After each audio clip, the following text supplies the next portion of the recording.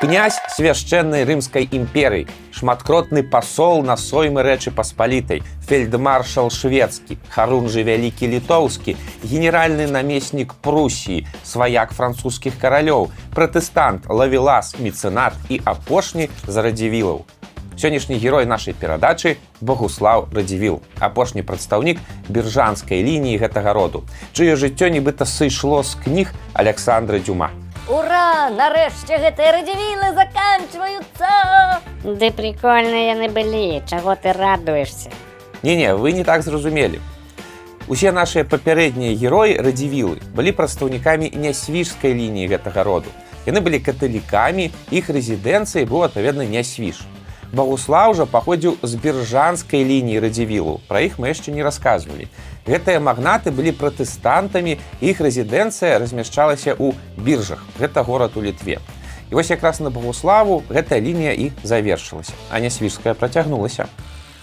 Вось жа, у сённяшнім выпуску пагаворым пра фартыфікацыю, дуэлі, парыкі, пратэстантызм, кардынала Мазарыні, Жодзіна, прускі абсалютызм і крылатых коней. Карацей, пра Богуслава Радзівіла.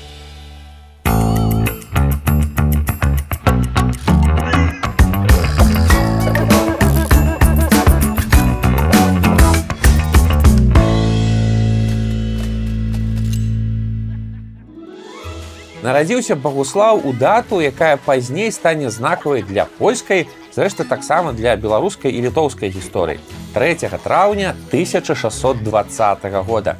Ці памятаеце, што это за дата? Ды нейкія паперкі там перакладвалі, доўга сварыліся, ну і нешта вырашылі. Ну і добра, што гэта запомнілі. 3 траўня 1791 года была прынятая знакамітая канстытуцыя на 4-гадовым сойме. Але вернемся да Богуслава. Ягоным бацькам быў Януш Радзівіл, пра якога мы распавядалі ў перадачы пра Сафію Слуцкую. Там пасля сур'ёзнага канфлікта з гетманам Хаткевічам магнат Януш ажаніўся з Сафіяй і такім чынам увайшоў ва ўладанні вялізарных багаццяў праваслаўнага роду Алелькавічаў з цэнтрам у Слуцку. Але Сафія ў хуткім часе памерла, і Януш ажаніўся другі раз з Лізаветай Соф'яй Гагенцоллер, князёўнай Бранденбурга. Я б гуся так назваў, Гагенцоллер. На самой справе гэта адзін з буйнейшых манаршых радоў Еўропы. Вот дарма вы смеецеся. Менавіта ад Лізаветы у Януша і нарадзіўся сын Богуслаў у 1620 годзе ў Гданьску. Як я ўжо і казаў, прадстаўнікі біржанскай лініі радзівілаў былі пратэстантамі, і наш сённяшні герой прытрымліваўся гэтай веры праз усё жыццё. У Богуслава было няпростае дзяцінства, нягледзячы на ўсе багацці ягонага рода. Ягоны бацька памёр праз 7 месяцаў пасля нараджэння Богуслава, а праз 7 год маці выйшла замуж другі раз і адправіла сына на радзіму ў Вялікае княства Літоўскае. Man muss öfter zu Hause sein.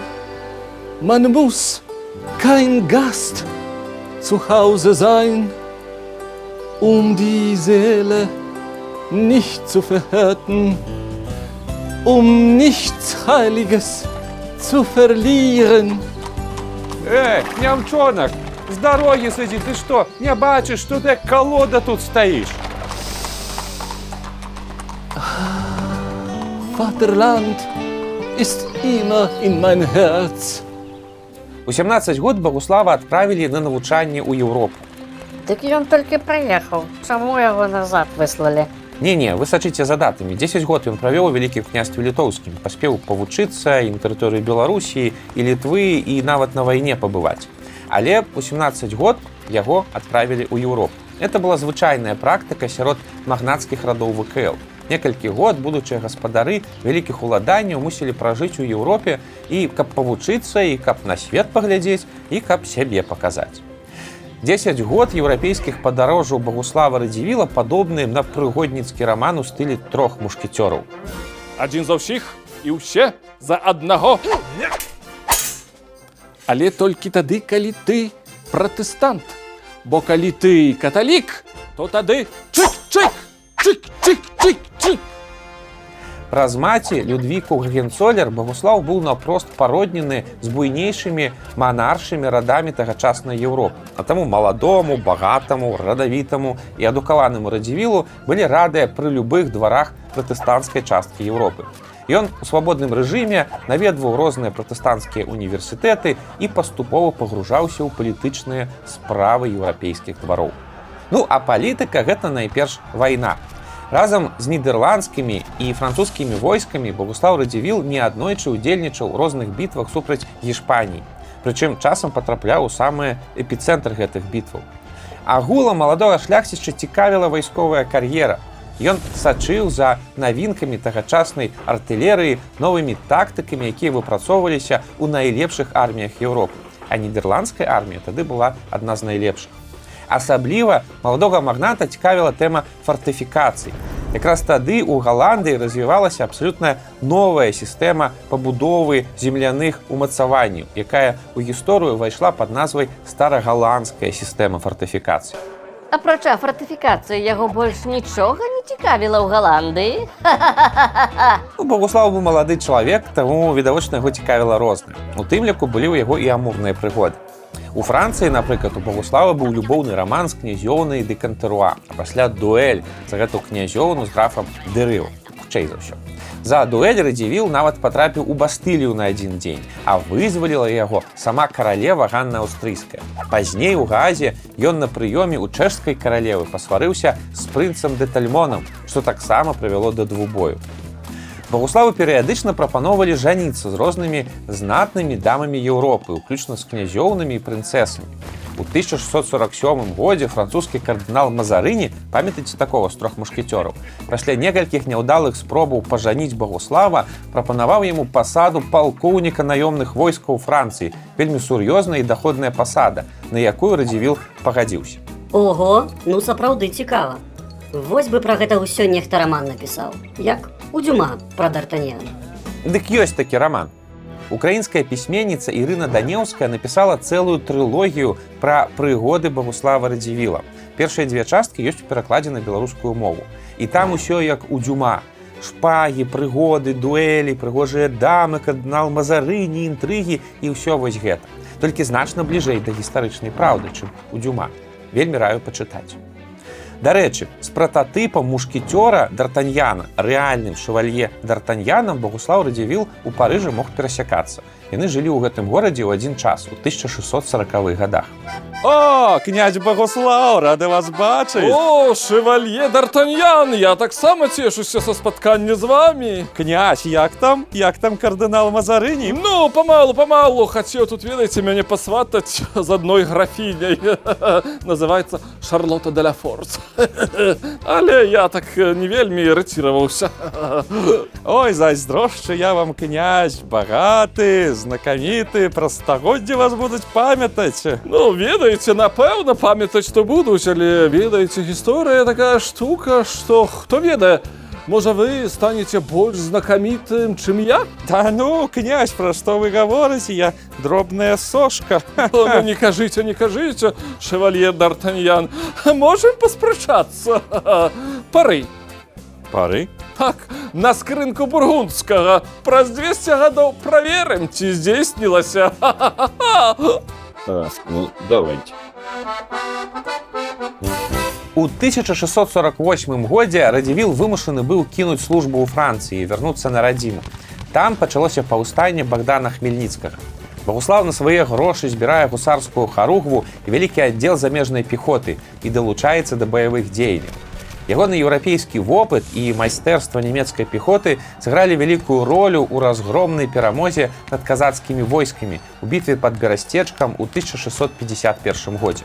Гэта той вопыт, які галандскі?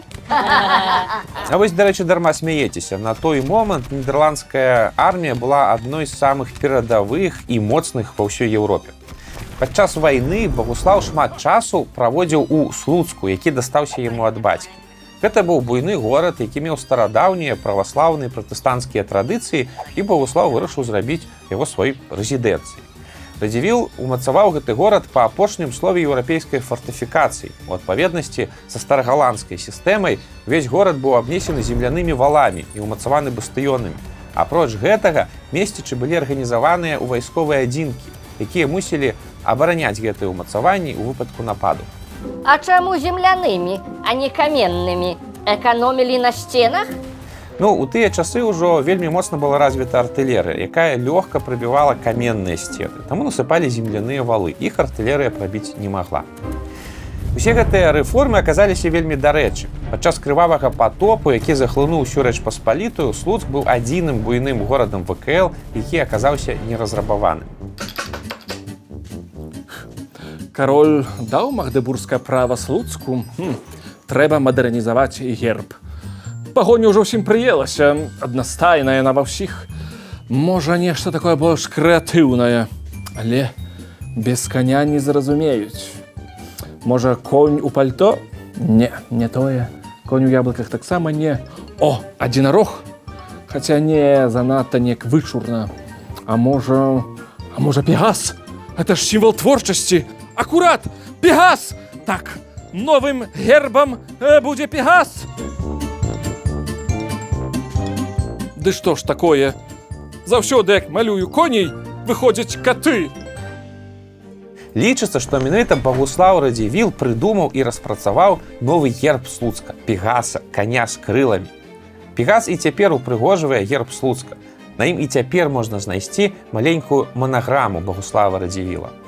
Агулам рэформы князя ў другой палове 17 стагоддзя зрабілі Слуцк адным з самых квітнеючых і багатых гарадоў Вялікага княства Літоўскага. Ага, дык вось чаму ў Слуцку ўсё па-людску. Ну, на самой справе гэта прымаўка ў пэўным сэнсе звязаны з Багуславам Радзівілам. Дзякуючы яму гэты горад стаў вельмі заўважны і багаты. Але, на жаль, не ўсе планы Багуслава наконт Слуцка спраўдзіліся. У 1655 годзе на Рэч Паспалітую напала Швецыя. Это было вельмі недарэчы. На той момант уже 7-й год ішла вайна з казакамі, другі год вайна з Масквой. Нечакана для ўсіх, Багуслаў Радзівіл разам са сваім братам Янушам перайшоў на бок шведаў.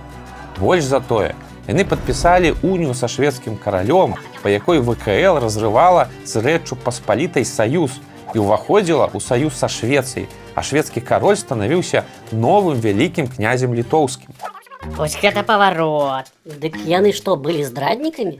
Прадаліся таму, хто даў больш грошай? Ой, слухайце, Радзівілы самі каго хочаш маглі падкупіць, у іх грошай было дастаткова. Гісторыя гэтай уніі вельмі кароткая, але вельмі яркая і сімвалічная, таму мы ў бліжэйшы час зробім пра яе асобную перадачу. Тут толькі скажу, што галоўны завадатар уніі Януш Радзівіл памёр у тым жа годзе, і яго справу мусіў перахапіць Багуслаў Радзівіл. Наступныя 2 гады ў жыцці нашага героя вартыя асобнай вялікай кнігі. Толькі я вас вельмі прашу, как ласка, не Дюма. Ну, вельмі вас прашу. Пастарайцеся, а? Пасля смерці брата Багуслаў Радзівіл сабраў пратэстанцкую шляхту на Падляшшы, захапіў замак у Тыкоціне, пайшоў пад Варшаву, там падчас вялікай бітвы асабіста выратаваў шведскага караля ад смерці, атрымаў ад таго званне фельдмаршала, выйграў яшчэ адну бітву, прайграў яшчэ адну бітву, патрапіў у палон да свайго ворага гетмана Гансеўскага, быў вызвалены з гэтага палона рэзкай контратакай шведаў, а ўрэшце ўсяго гэтага у пэўны момант сышоў ад шведаў і з'ехаў у Прусію. Дык што, прайшла любоў, завялі памідоры? А вось як не дзіўна, так і было. У 1657 годзе Багуслаў Радзівіл, зведаўшы пэўныя крыўды ад шведскага караля і зразумеўшы, што шведы ўжо прайграюць, з'ехаў у Брандэнбургскае княства. Гэта цяпер на тэрыторыі Германіі. Там кіравалі ягоныя сваякі па маці, Гагенцоллеры. І вось тут важны момант. Адтуль князь дапамог Рэчы Паспалітай і Брандэнбургу заключыць узаемавыгадны трактат, па якім усходняя Прусія выходзіла з васальнай залежнасці польскіх каралёў і пераходзіла цалкам пад кантроль Брандэнбурга. Але за гэта брандэнбургскі курфюрст падтрымліваў Рэч Паспалітую ў вайне супраць Швецыі. Чакай, Цімох, Брандах што? Курфу хто? Мозги уже плавятся. Ну, слухайце, тэрміналогія такая нямецкая. Курфюрст, ну, гэта як князь па-нашаму, калі вельмі спрошчана. А Брандэнбургскае княства – гэта адно з важнейшых і буйнейшых княстваў на тэрыторыі сучаснай Германіі. Багуслаў за гэтыя поспехі атрымаў 2 падарункі. Бранденбургскі курфюрст зрабіў яго генеральным намеснікам Прусіі, па сутнасці кіраўніком усіх тых земляў, а кароль Ян Казімір дараваў яму саюз са шведамі і дазволіў вярнуцца на радзіму і вярнуцца ў палітыку. Такія вось вясёлыя 2 гады былі у нашага героя.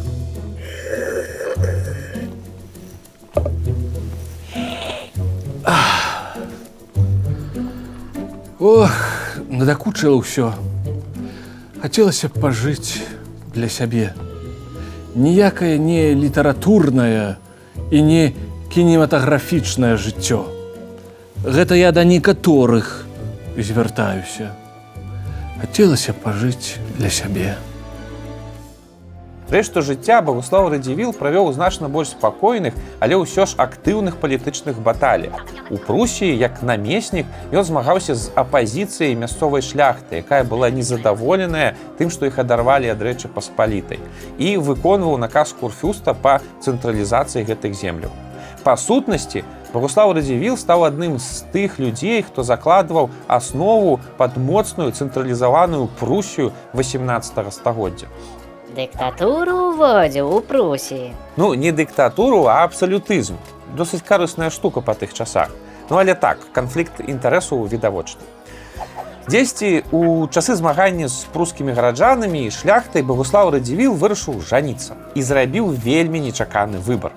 Ён прапанаваў руку і сэрца дачцэ свайго памерлага кузэна Януша, пляменніцы Ганні Марыі Радзівіл. У іх была вялізная розніца ва ўзросце. Яны былі сваякамі, а самае галоўнае, яна была каталічка, а ён пратэстант. Гэта галоўнае? А тое, што яны былі сваякамі, іх не дужа турбавала? Ну, па тых часах, напэўна, рэлігійнае пытанне было ўсё ж галоўнае. Але Багуслаў упёрся ў сваім памкненні і дабіўся шлюбу. Злыя языкі казалі, што ён проста хацеў пакінуць у радзівілаўскай вотчыне вялізныя землі свайго кузэна. Але да нас дайшлі шматлікія лісты Багуслава да Ганны. Ну і па іх падобна на тое, што там усё ж было ўсё па-сапраўднаму. У ВКЛ Багуслаў працягваў нарошчваць свае ўплывы сярод мясцовай шляхты, апекаваўся пратэстантамі, разбудоўваў Слуцк, залажыў маёнтак Багуслаў Поля, які пасля вырас у горад Жодзіна. А таксама сабраў вялізную калекцыю мастацтва і старадрукаў, сярод якіх быў і знакаміты радзівілаўскі летапіс. Спачатку гэтая калекцыя захоўвалася ў беларускай Любчы, а пазней пераехала ў Кёнігсберг. А што гэта за горад такі? Няўжо Каралявец? Так, Каралявец, альбо сучасны Калінінград. У 1667 годзе памерла жонка Багуслава Ганна, пакінуўшы яму толькі адну дачку, Людвіку. А праз 2 гады ў 69 годзе памёр і сам Багуслаў. Вельмі нечакана, але ў пэўным сэнсе ў сваім стылі. Ён быў на паляванні і падстрэліў качку. Калі птушка ўпала яму пад ногі ў перадсмяротных канвульсіях, то Багуслаў паглядзеў на яе і сам упаў мёртвы. Зусім незразумела, з-за чаго. На князе перарвалася біржанская лінія роду Радзівілаў. У гісторыі Беларусі шмат якія прадстаўнікі роду Радзівілу пакінулі свой след. Але Багуслаў усё ж стаіць крыху паасобку. Народжаны ад літоўскага магната і нямецкай князёўны, ён усё жыццё пражыў нібыта паміж двумя гэтымі цывілізацыямі і як мог спрабаваў прынесці крыху больш Еўропы на сваю радзіму. На жаль, Слуцк, горад, куды Багуслаў уклаў шмат сваіх высілкаў, быў знішчаны ў часы расійскай імперыі. Ягоная мастацкая калекцыя таксама раскіданая па свеце. Затое захаваўся Пегас. Ён скача на гербе Слуцка, нагадваючы нам пра аднаго з самых цікавых і інтрыгоўных магнатаў у нашай гісторыі.